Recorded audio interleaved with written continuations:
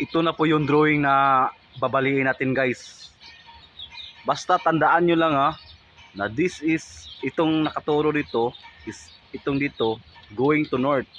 Ang katapat ng north natin ito south, at dito naman banda ito yung west natin, at ito naman katapat ng west is east. Tingnan nyo yung itong tubo natin, di ba papunta doon. It means na papunta north ito saan to banda papunta, di ba papunta din doon. It means galing ka dito papunta ka ng north. This pipe is going to north. And ito na naman is ito, di ba nakaturo tong west. Itong tubo na to is papuntang west. O pag dito ka naman galing sa ilalim, itong tubo na to galing baba up. Ito yung up natin, up. At pag galing ka naman dito sa itaas, down. Ito yung pattern natin, guys. Up, down, down, north. Ito tandaan na natin yung pattern natin, guys.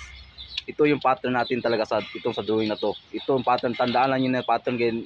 Pero kasi yung mga drawing kasi ganito na kasi ang pormahan sa actual drawing na makita mo kung sa publication ka, either sa site.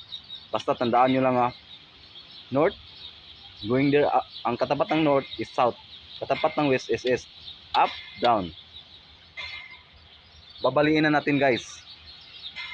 Ito may plants dito, may plants, hindi na natin sama yung plants. Ang ating gagawin lang, guys, para hindi kayo malito, yung direction ng ating tubo, or pag wire bend, pag bend nating wire.